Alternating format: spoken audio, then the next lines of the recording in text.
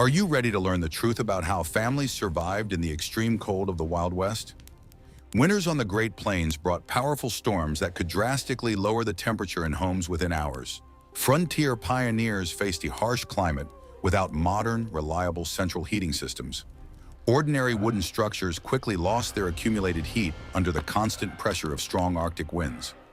Watch the video to the end to learn how sleeping together in one enclosed space helped settlers survive the coldest nights in American history.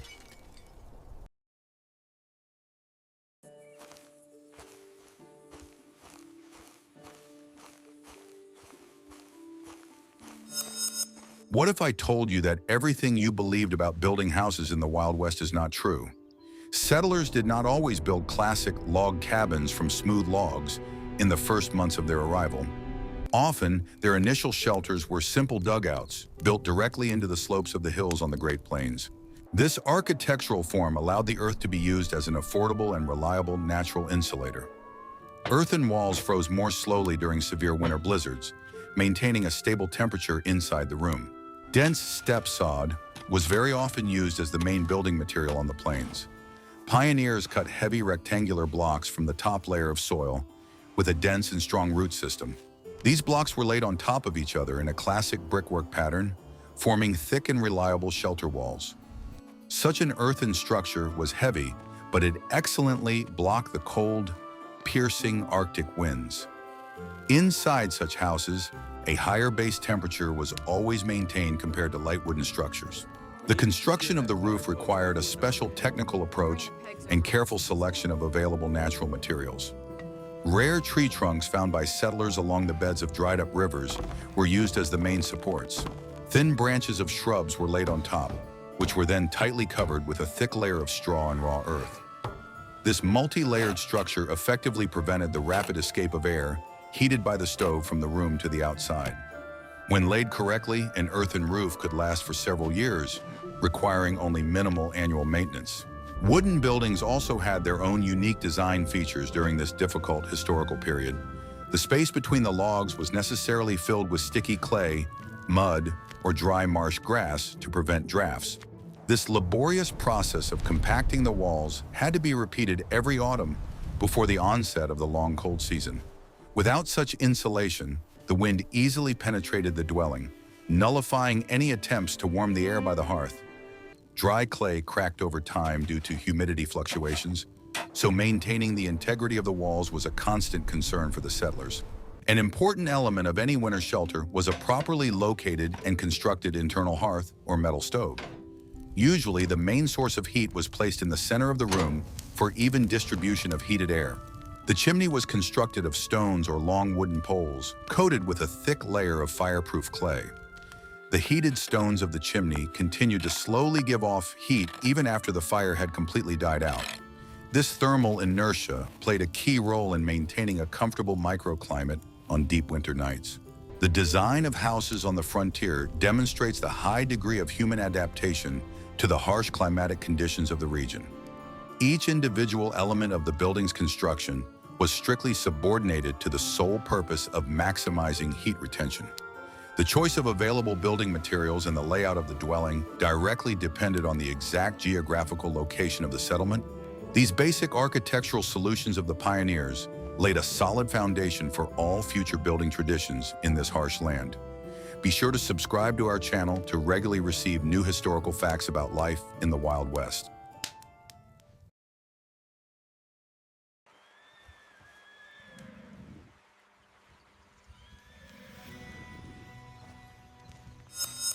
I discovered this by accident while studying the archives related to the history of the famous Fort Laramie trading post. This large complex of buildings in modern-day Wyoming served as an important transit point for thousands of travelers. In winter, the base temperature here dropped to low levels, turning the huge buildings into veritable ice traps. The fort's large barracks and guest rooms required enormous effort to maintain a minimally acceptable microclimate for living. People were forced to rethink their established sleeping habits in order to maintain their body temperature. The fort's spacious living quarters were heated by large stone fireplaces located near the thickened walls.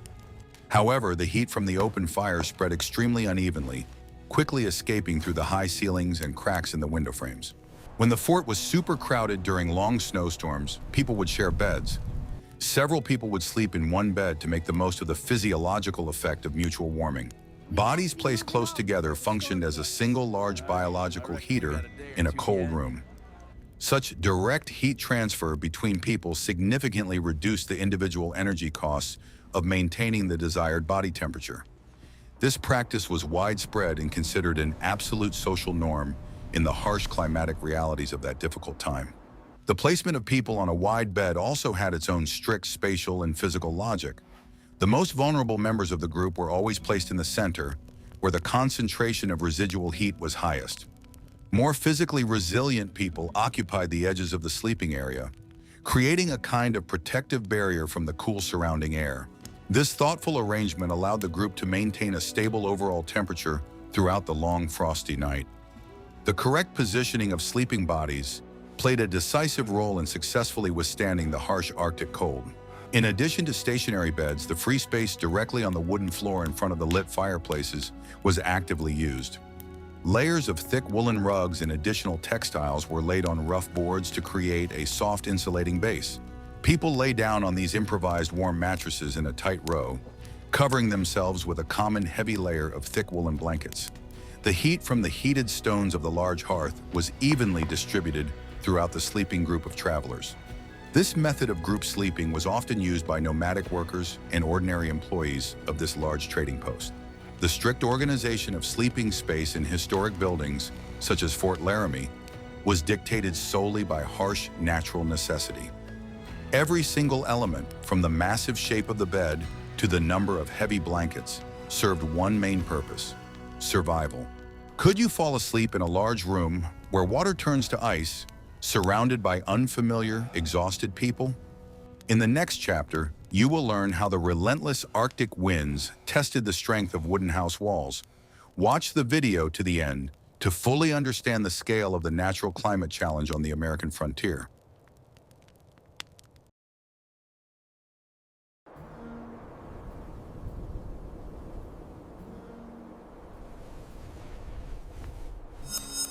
What I am about to show you is banned in 12 countries because this hard historical knowledge destroys established myths about architecture. The strong Arctic winds of the Great Plains had a destructive force that literally changed the physical properties of durable building materials. Thick wooden planks exposed to a constant stream of icy air lost their natural moisture and became very brittle. This long process of wind drying led to the formation of deep cracks in the walls of wooden houses and trading posts. The frosty wind acted like a huge invisible press, constantly testing the strength of every building on the frontier. The powerful wind pressure on the flat outer surfaces of the walls created a unique acoustic effect inside all the rooms. The wooden houses constantly emitted loud creaks, groans, and hollow sounds in response to changes in the direction of the air currents. Prolonged mechanical exposure to strong winds could even lead to dangerous microscopic shifts in the load-bearing structures of old buildings. Sudden gusts of wind posed a particular physical danger, as they could quickly change the direction of airflow in brick chimneys. This well-known phenomenon, called backdraft, instantly threw cold air and thick smoke back into the living space. In a matter of seconds, a small room could be completely filled with acrid smoke, forcing people to urgently extinguish the life-saving fire. To prevent dangerous backdrafts, chimneys on roofs were equipped with special metal caps or had a complex curved shape. Controlling the airflows inside the furnace system required constant attention and certain practical engineering skills. Trading posts were often surrounded by high, solid wooden palisades, which served not only a protective function, but also an important windbreak function. The solid, high fence took the brunt of the blizzard's first blow, creating a zone of relative calm around the residential buildings. The snow quickly accumulated on the outside of the palisade, forming additional thick natural barriers against the approaching cold. Inside the enclosed perimeter, the wind speed dropped significantly, which greatly reduced the heat loss of the internal wooden structures themselves. The competent use of the landscape relief and protective fences was critical to the long-term survival of the settlement. Interestingly, some local tribes in the Southwest skillfully used the wind itself to their advantage when building reliable shelters. Their dwellings often had rounded aerodynamic shapes, allowing strong air currents to flow smoothly around the structure. This specific geometry minimized the direct physical pressure of the wind on the walls and prevented strong drafts from forming inside the space. Smart pioneers sometimes adopted this useful practice, positioning their rectangular houses at a certain angle to the prevailing winds. This important knowledge of the local climatic characteristics of the region played a crucial role in the successful development of completely new uninhabited territories. Keeping a wooden house warm was not just a matter of minimal comfort, but a constant battle against the harsh laws of physics. Each successfully survived winter brought new and valuable knowledge about the durability of wood and the importance of high-quality insulation for wooden walls. Be sure to like this video if you think the technical ingenuity of American pioneers deserves deep historical respect.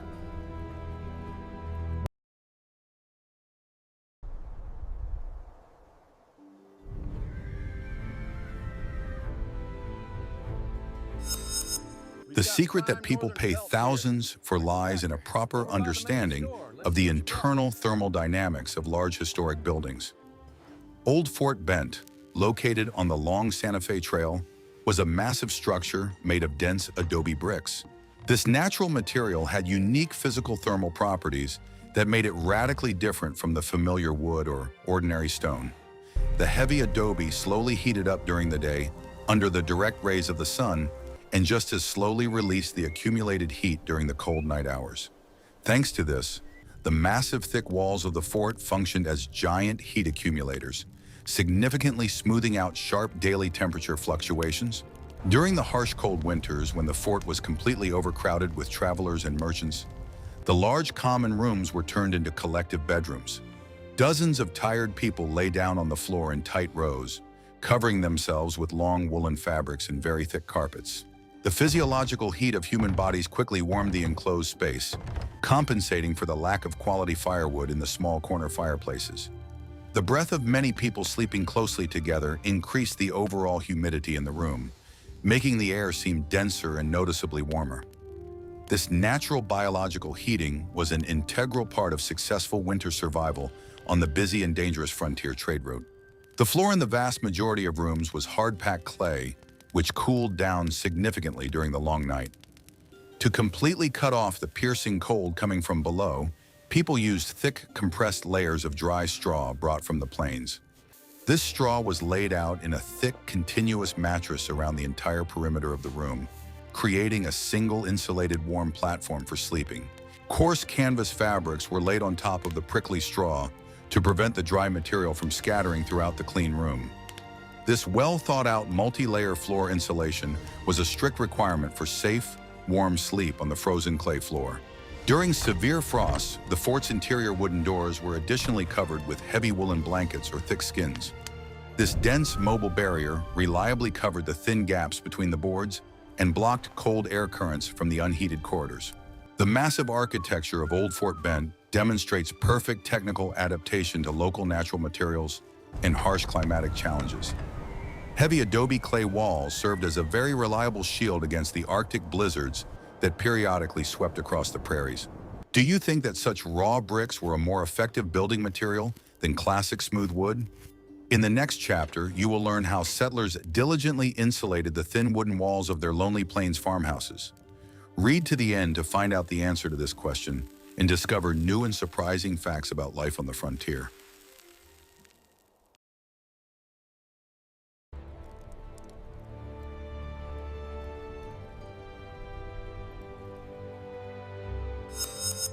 Wooden houses on the Great Plains, unlike massive brick forts, required completely different and complex methods of thorough insulation.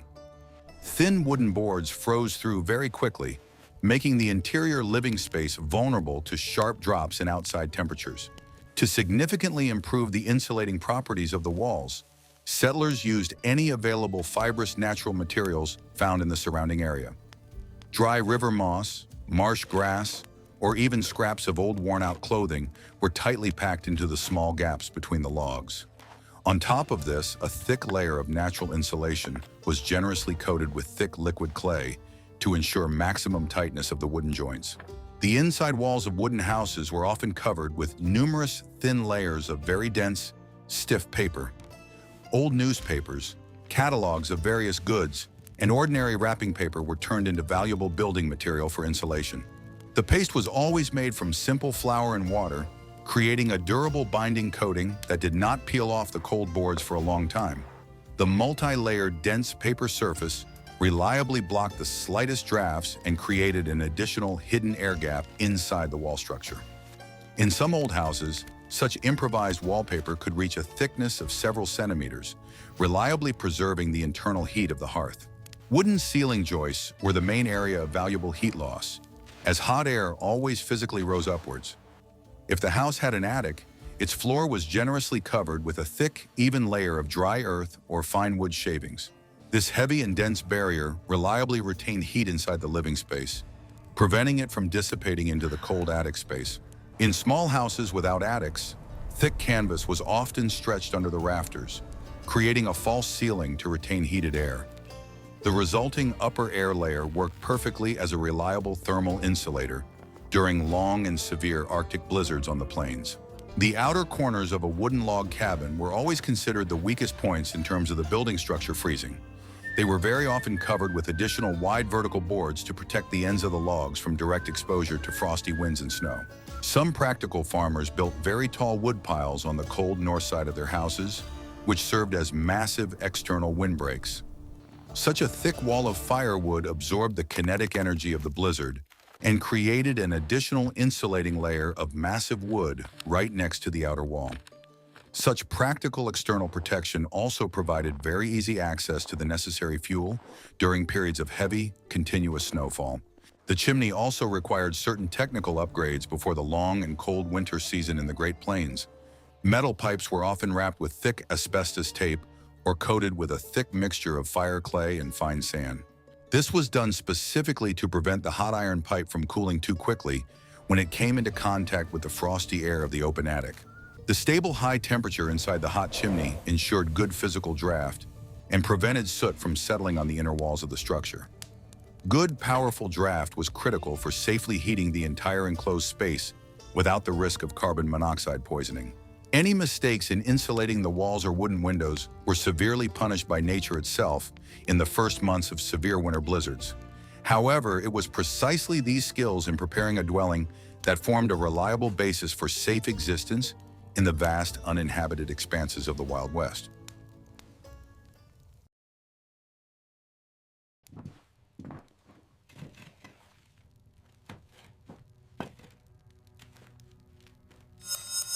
Are you ready for the shocking truth about how brave settlers spent the freezing winter nights on the endless prairies? When the outside temperature dropped to extreme levels and dry firewood ran out, people used the biological heat of their own bodies. The practice of sleeping closely together in one large bed was not a sign of poverty, but an essential tool for physical survival in the cold. The human body constantly emits heat energy, which dissipates too quickly in the cold air of a spacious room when alone. Combining several living heat sources under a common layer of thick blankets created a powerful, warm, local microclimate for safe rest. Warm clothing for sleeping together played no less a role than the correct physical arrangement of bodies under layers of thick patchwork blankets. People always went to bed in clean and completely dry linen made of thick cotton or wool, completely covering their long arms and legs. Clothes damp from a day's work were strictly forbidden, as moisture accelerated heat loss and could chill bedmates. Thick knitted nightcaps were always worn on the head, as a significant amount of heat energy is constantly lost through the open surface of the head. A uniform strict standard of warm, dry nightwear maintained the high overall efficiency of this biological mechanism for heating a group of people. The breathing of many sleeping people also contributed significantly to the creation of the right humid microclimate under thick fabric canopies. The air exhaled by the lungs was very warm and humid, which helped to increase the overall temperature in the enclosed space of a large bed. Understanding the mechanisms of biological heat conservation through collective sleep destroys romanticized notions of life on the frontier in past centuries. It was a very harsh but incredibly physically effective method of adapting the human body to the extreme conditions of a cold environment. Would you be able to share a cramped sleeping space with complete strangers in order to escape the impending Arctic cold? In the next chapter, you will learn about the clever architectural planning solutions used in the construction of the famous Hubble stone trading post. Watch this video to the end to find out exactly how architecture helped people survive in the harsh climate of the plains. The quality here is exceptional. Look at that red. It took many weeks. It is worth the price. The Hubble trading post in Arizona is a truly unique example of architecture that has been intelligently adapted to the temperature fluctuations of the southwestern region. In winter, strong, cold winds often blew across this vast territory, while the summer months brought with them exhausting dry heat during the day.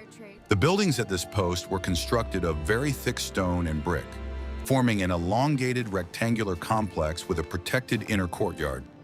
This well-thought-out structure allowed for reliable control of airflows and protected the storage facilities from the direct physical effects of weather anomalies. The architectural plan was originally aimed at creating a very stable internal environment for the safe storage of goods and human habitation. The main spacious trading area was located in the central part of the building and had the most massive and thick walls in the entire complex.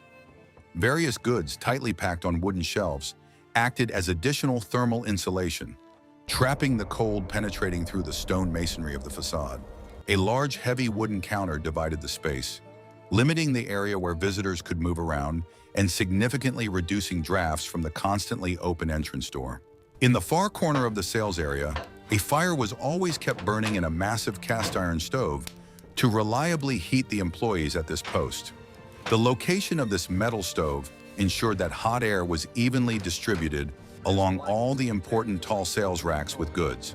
The floor in the sales area of the Hubble station was originally laid with very durable stone slabs that were resistant to heavy wear from heavy work boots. In winter, this smooth stone became completely icy, so platforms made of very thick wooden planks were laid in areas where people stood for long periods of time.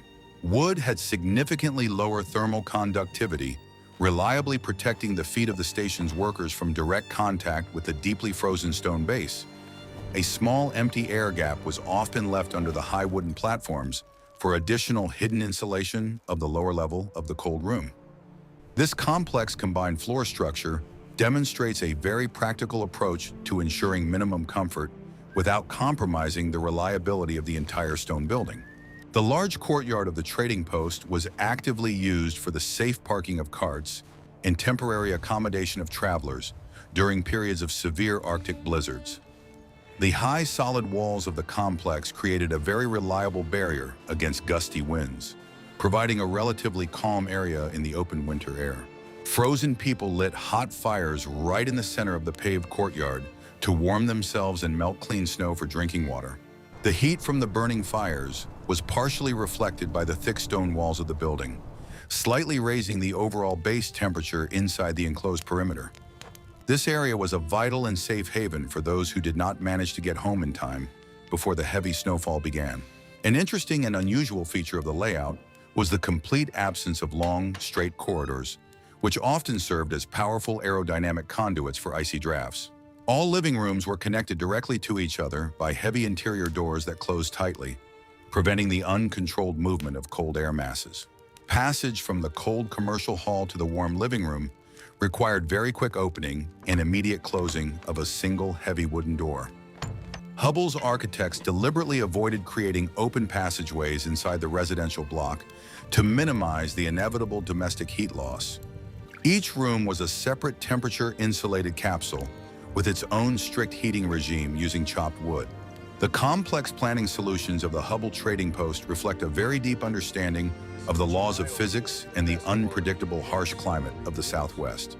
The building was constructed by engineers not only as a fortified commercial trading post, but also as an ultra-reliable stone refuge from any weather cataclysms.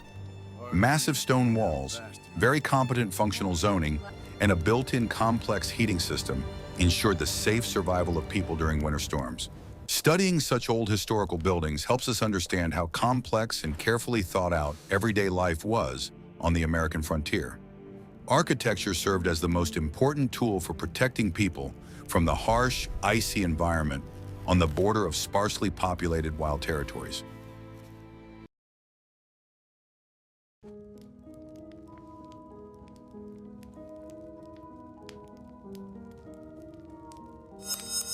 In spacious wooden farmhouses and public buildings on the frontier, bulky furniture served more than just its basic domestic function. Massive tall cabinets, heavy oak chests, and huge dressers were actively used as mobile barriers against destructive Arctic drafts. In winter, the familiar interior of large rooms was completely transformed, strictly obeying the laws of physics and the urgent need to retain heat around the burning hearth. Furniture was moved away from the very cold exterior walls, closer to the center of the room, forming a kind of circular line of defense around the sleeping areas. The correct, well-thought-out arrangement of wooden objects allowed for effective control of airflows and blocked the cold wind penetrating through the cracks in the boards. Large, heavy wooden chests, in which winter supplies of fabrics and clothing were safely stored, were often placed along the most windy exterior walls. A chest filled to the brim with dense items was an excellent, powerful block of insulation, preventing the lower part of the thin wooden exterior wall from freezing. Heavy, long dining tables also changed their usual summer location every winter, moving as close as possible to the source of life-saving live fire. The wide, flat surface of the table reflected the strong heat radiation from the burning fireplace towards the people sitting at it, helping them to warm up much faster after coming in from the street. The free space directly under the table was very often covered with thick, heavy fabrics, creating a cozy, warm, and draft-free place near the floor. A long fabric tablecloth, gently descending to the floorboards, reliably blocked the cold air currents that constantly circulated at the very bottom of the room. A properly and competently placed wooden table became the main center of attraction for the entire large family on long, frosty, dark winter evenings on the prairies. Folding wooden screens, tightly covered with thick canvas or thick leather, were one of the most popular mobile means of combating annoying icy drafts. They were very easy to move from place to place, installing them directly around armchairs, at the head of the bed, or in front of a drafty wooden entrance door. Heavy wooden shelves for heavy dishes and books also played an active role in the overall system of preserving precious heat inside a residential building. Filled with books or tightly stacked clay plates, they created a thick additional layer of insulation directly on the surface of thin, freezing exterior walls. Wood, thick paper, and fired ceramics have very good natural thermal insulation properties, slowing down the freezing of the wooden wall where these long-hanging shelves were attached. The placement of furniture around the entire interior perimeter of the room was carefully thought out to maximize coverage of the most vulnerable cold areas of the plank partitions of the house. Every massive item in the frontier house worked to increase the overall efficiency and energy efficiency of the modest dwelling during the long Arctic blizzards. The mobility of the entire interior allowed for very flexible adaptation of the limited living space to the constantly changing weather conditions throughout the long and harsh flatland winter. The room of a farmhouse was transformed into a very complex protective mechanism, where every heavy wooden object served as an additional mobile insulating barrier. These simple but physically effective household tricks helped people stay healthy and warm in the harsh temperature realities of the Wild West.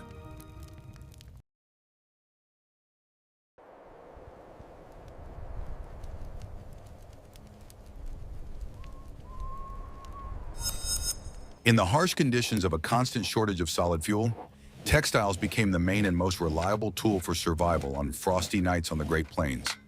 The production of high-quality, multi-layered bedding has always been one of the most important tasks for every family preparing for the arrival of the very long Arctic winter.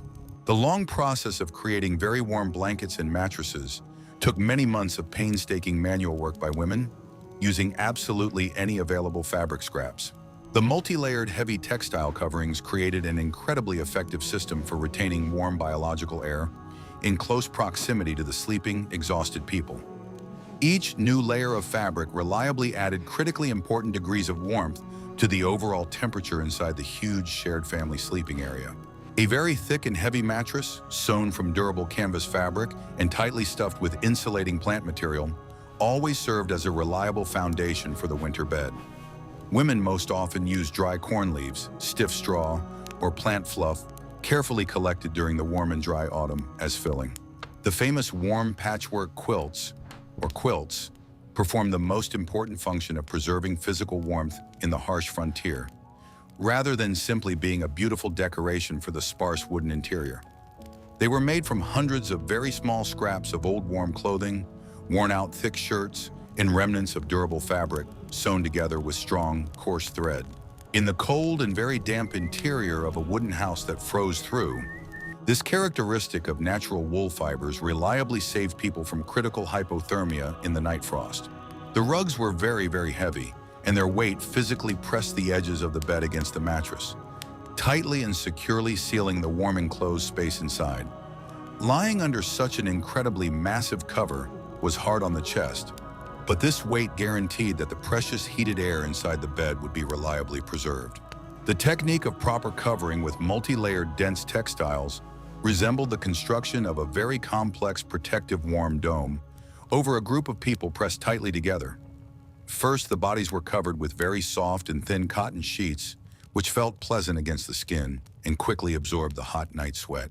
This was followed by a thick layer of dense patchwork quilts, creating a reliable air cushion around the central zone of concentrated biological heat energy. The final heavy layer was always heavy carpets or very thick canvas, completely blocking any gusts of wind entering the room through the cracks in the wooden walls. The correct physical sequence of laying these layers was the main key to maintaining a comfortable and safe temperature until the early, frosty, foggy morning. The use of preheated home textiles was another very clever way to quickly warm up an icy bed before going to sleep in a cold, unheated room. Housewives heated stones or bricks over a fire, wrapped them in scraps of old flannel fabric, and placed them directly between the cold, thin layers of sheets.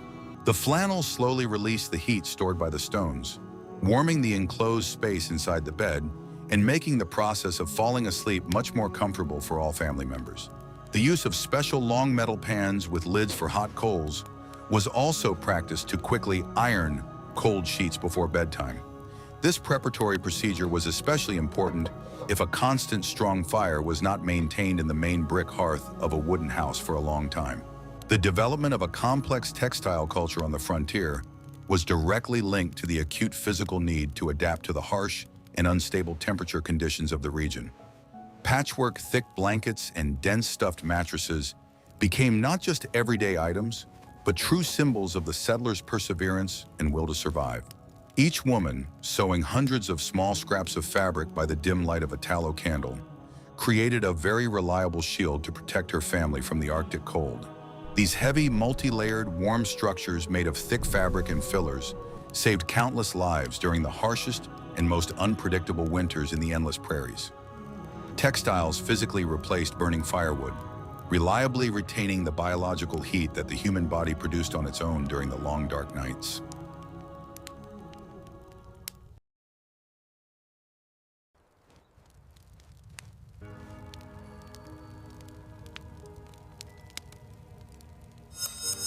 The inexorable physical laws of air distribution created completely unique and often extreme temperature gradients inside the wooden farmhouses of the frontier. A single small living space could simultaneously combine areas of scorching heat and areas where water instantly turned to solid ice. Warm, light air from a red-hot iron stove or stone open hearth always rushed upward, accumulating in a very thick, invisible layer directly under the plank ceiling. At the same time, cold masses of heavy, icy air flowed across the floor from numerous narrow cracks in wooden doors and window frames. This constant and continuous circulation of contrasting air currents formed a strict vertical temperature zoning, which the settlers had to take into account in their daily winter life. The space in the immediate vicinity of the blazing central hearth was the hottest physical point in the entire wooden dwelling during winter storms. The temperature here could be so extremely high that the wooden furniture dried out and cracked, and the paint on the walls quickly became covered with ugly blisters. People sat in a very tight semicircle around the blazing fire, exposing their faces to the heat while their backs froze from the icy drafts blowing through the room. To warm themselves more evenly, people had to constantly turn around, like a piece of meat on a makeshift spit over the open flames of a fire. Being in this very hot area required caution so as not to accidentally burn one's clothes with the bright hot sparks flying out of the stone hearth. The upper attic rooms always represented a separate temperature zone, which served as a buffer between the warm living space and the icy Arctic outside wind. The air in the dusty attic was heated exclusively by the heat seeping through the ceiling boards of the lower floor and the hot walls of the brick central chimney. On rare, clear winter days, the sun would heat the thin wooden roof, raising the temperature in the attic just a little compared to the very cold air outside. At night, this empty space cooled down very quickly, turning into an icy trap where bulky agricultural tools, completely unnecessary in winter, were stored. Using such an attic for sleeping during the cold winter months was absolutely out of the question due to the extremely high risk of severe, fatal frostbite while sleeping. The temperature gradient inside the house depended heavily on the direction and kinetic force of the wind blowing at that moment across the vast open spaces of the prairies. If an Arctic snowstorm hit the north wall of the wooden house directly, that side of the room cooled rapidly, despite all the efforts of the stoker. The frosty cold literally seeped through the wooden log structure, forcing people to urgently move furniture and sleeping places to the opposite, warmer south wall.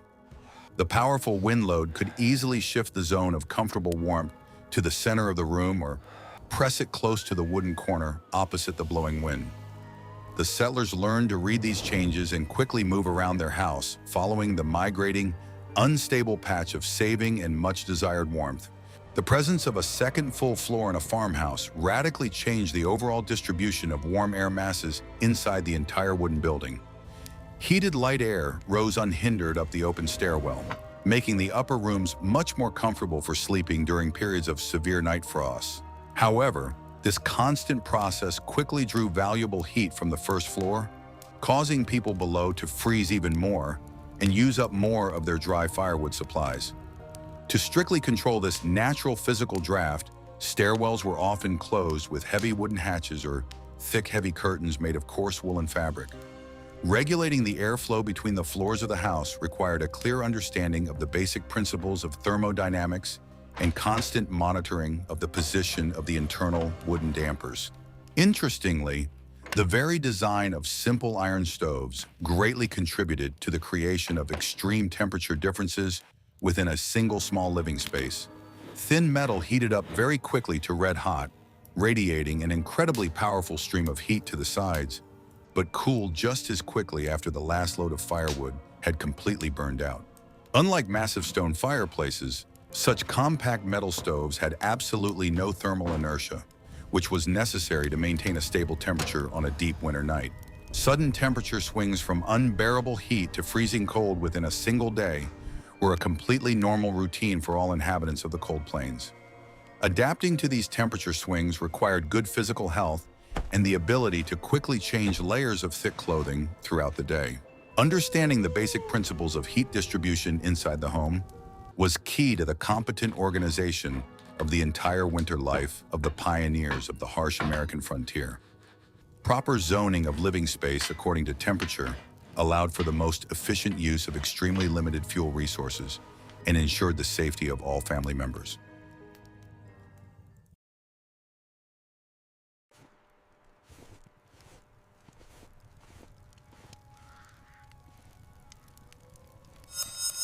Practical study of these temperature gradients proves that survival on the plains depended not only on the thickness of wooden walls, but also on knowledge of the laws of physics.